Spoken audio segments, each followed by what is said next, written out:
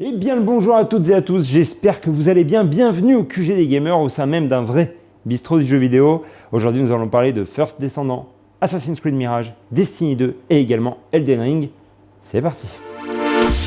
Elden Ring, le fameux portage de la Switch 2, est apparemment catastrophique.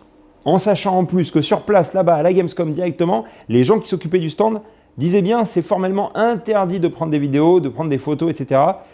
Donc ça alimente encore plus le bad buzz de ce jeu, de ce portage sur la Switch 2.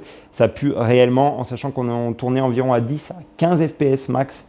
Catastrophique, mais vraiment catastrophique. Alors quand je dis 10 à 15 FPS max, c'est apparemment dans le monde ouvert. Les tout débuts du jeu, ça roulait à peu près pas mal. Et forcément, c'est une zone relativement fermée, mais quand on commence réellement, quand on rentre dans le monde ouvert, apparemment c'est catastrophique, donc ça fait vraiment peur. Qu'est-ce que vous en pensez? Dites-le moi vraiment dans les commentaires, parce qu'on arrive avec une Switch qui est sortie il y a à peine 3 mois, et là, ça y est, on a déjà atteint les limites de la console? Ou alors, est-ce que c'était encore une version bêta, même plus que bêta, pour juste tester un petit peu le jeu, dire voilà, ça y est, le jeu arrive sur la Switch 2, mais vous inquiétez pas, le jour de la sortie, ça va très bien se passer, le jeu va rouler au minimum 30 FPS, on ne demande pas non plus la lune. Je l'espère, dites-le moi dans les commentaires, je suis impatient de voir ce que vous en pensez.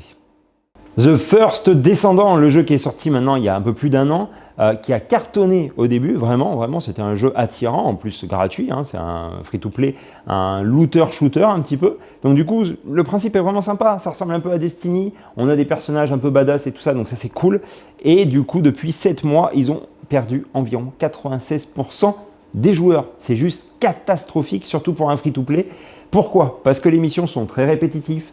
Il y a beaucoup de choses en fait où on fait 20-30 fois d'affilée juste pour débloquer des petits trucs, débloquer des archives, débloquer des trucs. Enfin, c'est catastrophique. Moi, je m'y suis mis là depuis, je vous le dis, je m'y suis mis depuis environ 2 semaines. J'apprécie pour l'instant parce que il y avait encore le début où il y a la découverte et tout ça. Le problème, c'est que là, au bout de 2 semaines de jeu, je commence effectivement à tomber sur des missions que je fais 10 fois, 15 fois, et au bout d'un moment, ras-le-bol. Alors, dommage parce que graphiquement c'est magnifique, il y a quelque chose, il y a une âme dans ce jeu, mais très très vite entaché par effectivement ces missions à répétition, etc. Donc c'est juste horrible. Et alors en plus de ça, Nexon a vraiment déconné total, puisque du coup à l'heure actuelle, vu qu'ils ont perdu 96% de leurs joueurs, ils sont en train de faire des pubs IA. Alors ils sont en partenariat, pseudo-partenariat. Daniel The Démon, je ne sais pas si vous le connaissez, c'est un YouTuber qui a accepté que Nexon reprenne sa facecam pour en fait tout simplement y ajouter l'IA dessus. Donc du coup, le visuel de la bouche est différent et la voix est différente elle aussi, puisque ça a vraiment été tout remodelé par l'IA, juste pour en faire une pub sur leur jeu en disant que le jeu est exceptionnel, etc. etc. Donc du coup, utiliser effectivement l'IA pour essayer de sauver un petit peu son jeu, ça pue un peu parce que du coup, ça l'enfonce encore plus, je trouve, malheureusement. Alors c'est dommage parce qu'en plus, moi, voilà, je m'y suis mis il y a 2 semaines, j'ai acheté mon petit skin Ajax, là, avec les 2 cornes, le mec est hyper badass et tout, il me fait d'ailleurs un peu penser à un soldat dans Destiny. Et non, ça se trouve, dans quelques semaines, moi, le jeu va totalement fermer et c'est une catastrophe parce que il est sympa quand même, il faudrait essayer de le sauver un peu, de changer les missions, voilà, arrêter cette répétition qui est juste horrible. Je ne sais pas si vous y avez joué, n'hésitez pas également à me donner votre avis dans les commentaires. Je suis assez impatient de savoir ce que vous en pensez.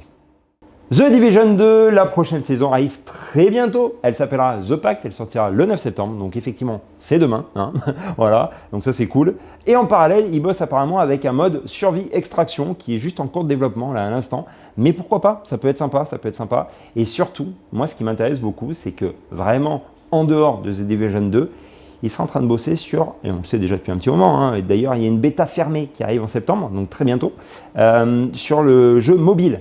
Alors ce jeu mobile s'appellerait The Division Resurgence, et ça serait en fait entre le 1 et le 2 au niveau de l'histoire. Ce serait un jeu mobile gratos. Donc franchement, moi ça me chauffe pas mal, surtout si c'est bien foutu et tout. Aujourd'hui on le sait, les jeux mobiles sont de mieux en mieux faits, donc carrément, je suis preneur à 100%. Et pour terminer, petite info très très rapide, Assassin's Creed Mirage. On le pensait décédé, mort, etc. Avec maintenant le nouveau, Shadow, qui est sorti depuis un petit moment maintenant.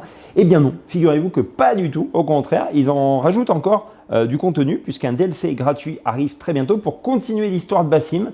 Alors, est-ce qu'il va y avoir un lien avec cette mise à jour gratos? Donc pourquoi pas revenir un petit peu dans le présent, parce qu'on le sait, à la fin de Assassin's Creed Valhalla, on voit Basim arriver dans le présent. Et puis depuis, on n'a pas de suite. C'est quand même un peu dommage en sachant que voilà, Basim, c'est un personnage important, je trouve, très important. Au début, je ne l'aimais absolument pas, d'ailleurs, je l'aime toujours pas vraiment, mais vu qu'il a une place très importante dans le présent, et j'attends en fait de suivre la suite de son histoire. Donc, écoutez, on verra ce que ça va donner. Moi, j'espère en tout cas que ça va effectivement faire le lien un petit peu avec ce présent qu'on oublie totalement. Ubisoft est complètement perdu. Je trouve que depuis Assassin's Creed 3, avec Connor, c'est totalement terminé, fini. C'est triste parce que depuis en fait que Desmond est mort, tout simplement. Donc encore une fois, là, j'avoue, très honnêtement, là, j'attends vraiment vos commentaires. Il y a des gros débats à avoir là-dessus. Ubisoft, j'ai l'impression, s'est noyé totalement dans ce présent de Assassin's Creed, et ce qui est vraiment dommage parce que c'était un intérêt clé de la série. J'espère que vous avez passé un bon moment en ma compagnie. Moi, je vous dis à très très bientôt. Prenez soin de vous. Ciao, bye!